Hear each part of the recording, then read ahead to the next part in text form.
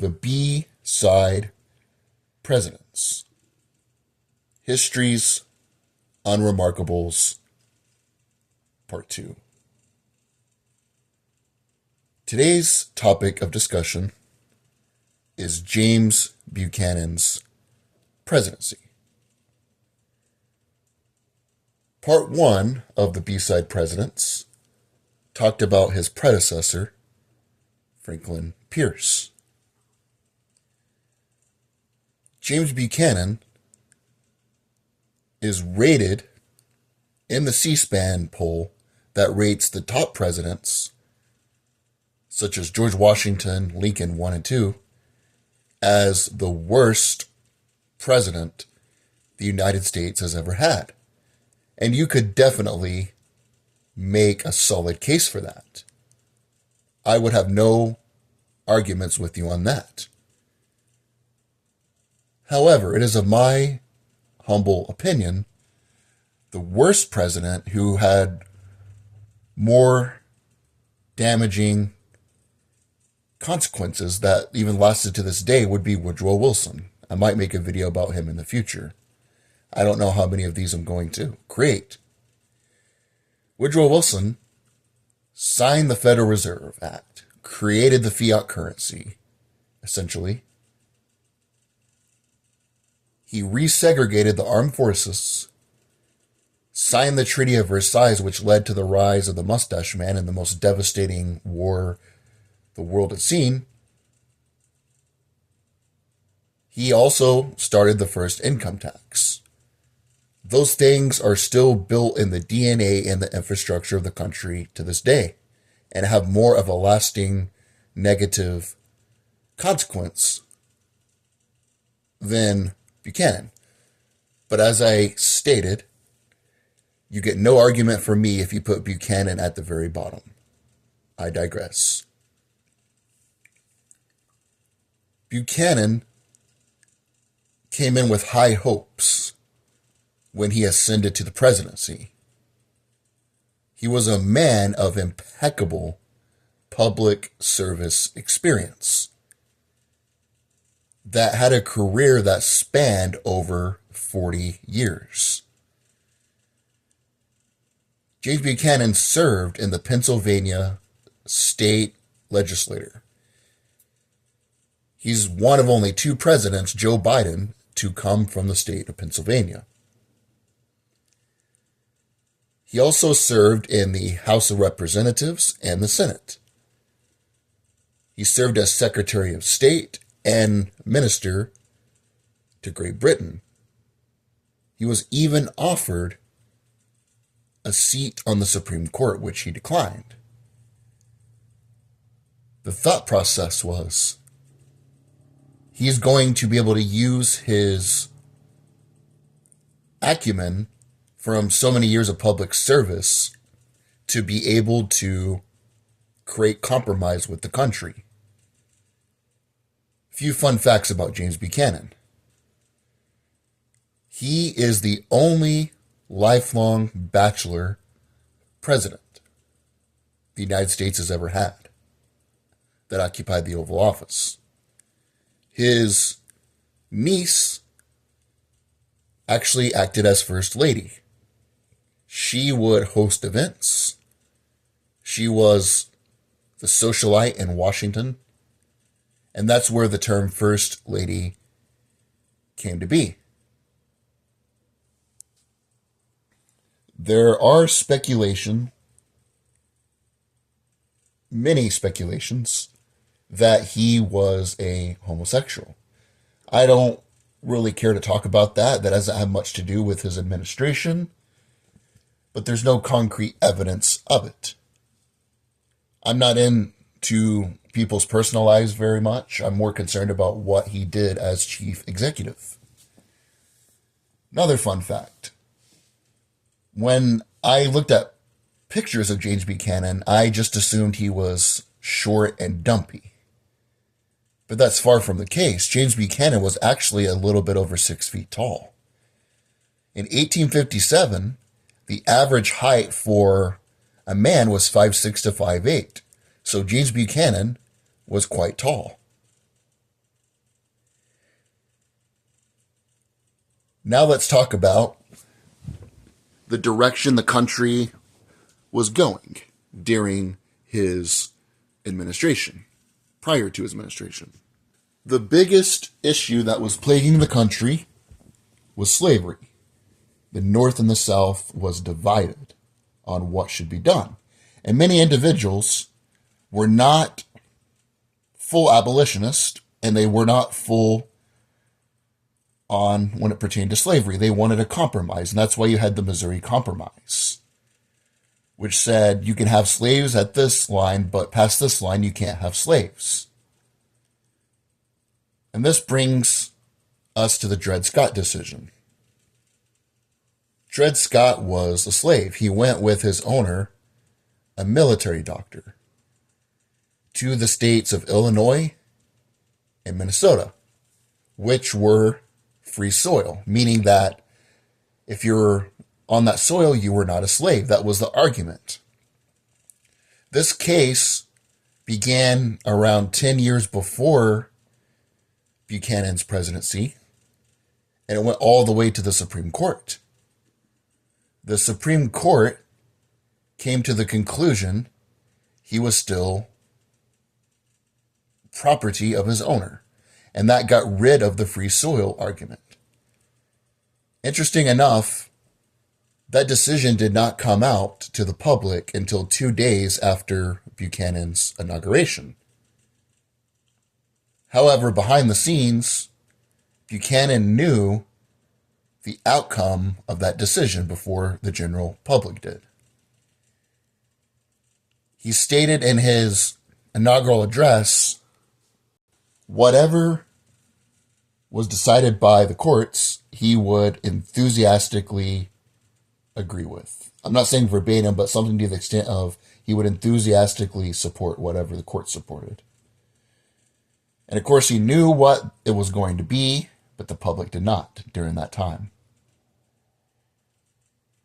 And because of that, a lot of people believed that slavery was going to be like a vine wherever it was at. It would grow and grow and grow uncontrollably. And that caused a lot of individuals who opposed slavery to become even more divided on the issue.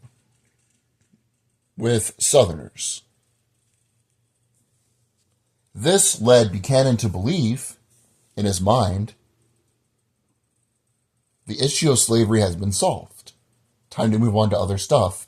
And because of this, the United States can then purchase Mexico and Cuba, and they can make those areas have slaves.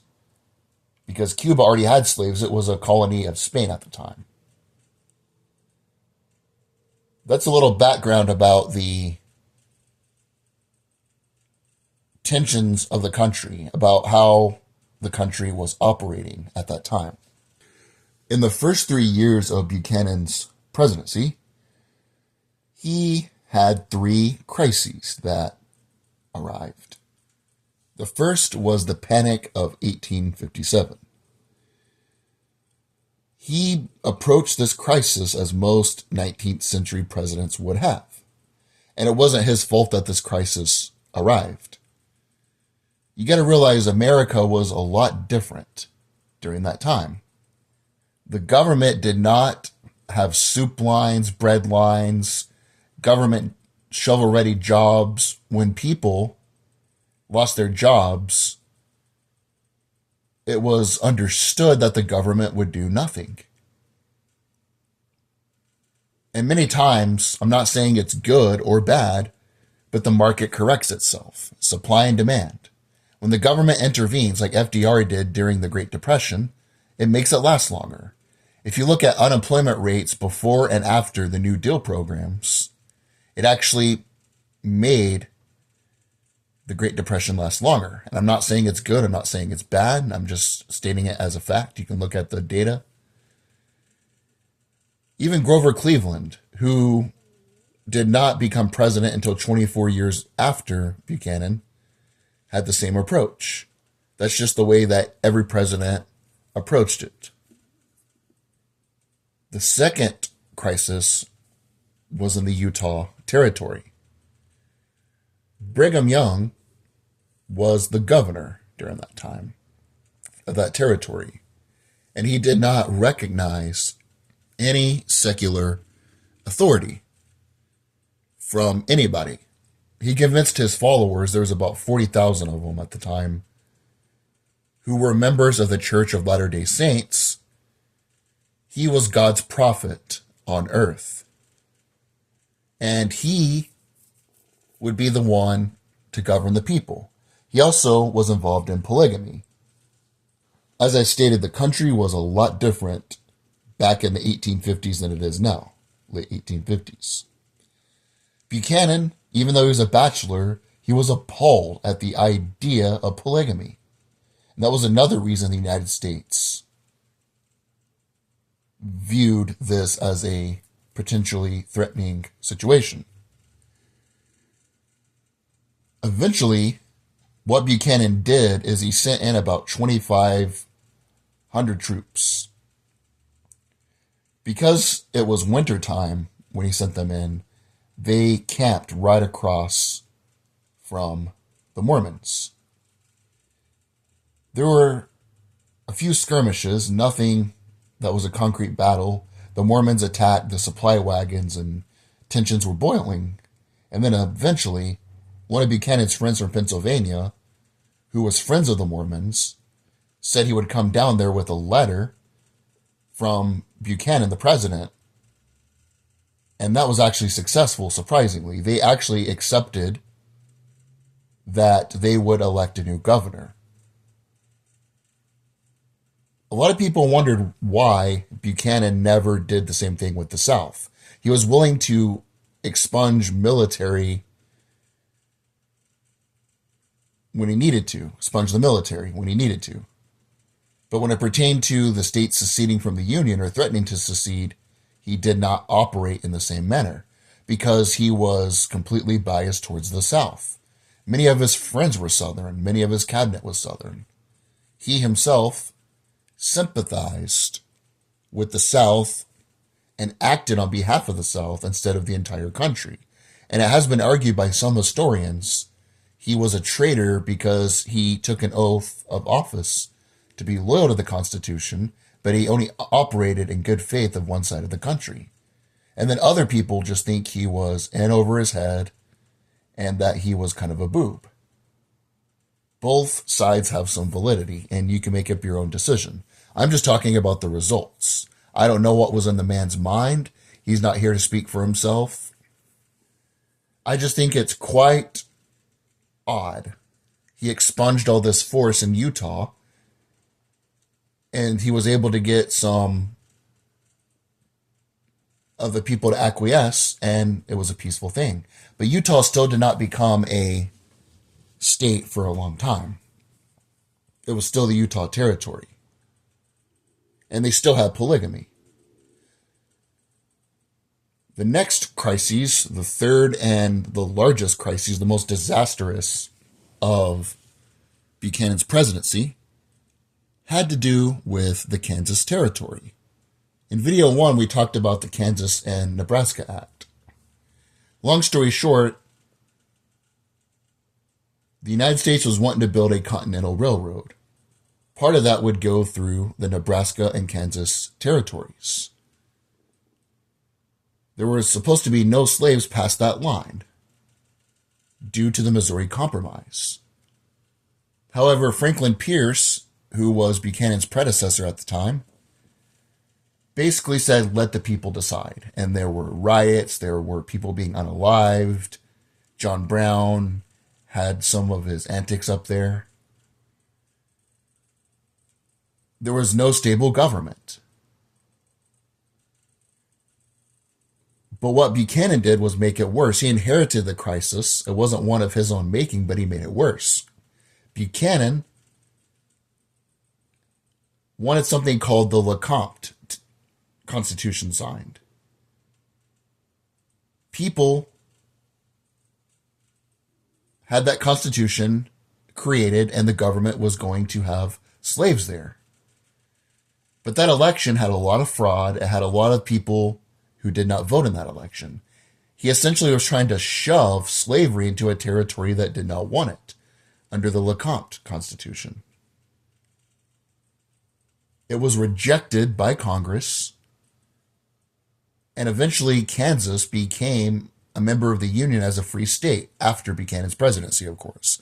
But his biggest mistake was he was trying to rubber stamp slavery in a territory where the majority of the people did not want slavery. And that was the biggest mistake in his presidency, in my opinion. Speaking of which, the state of South Carolina then was talking about succession.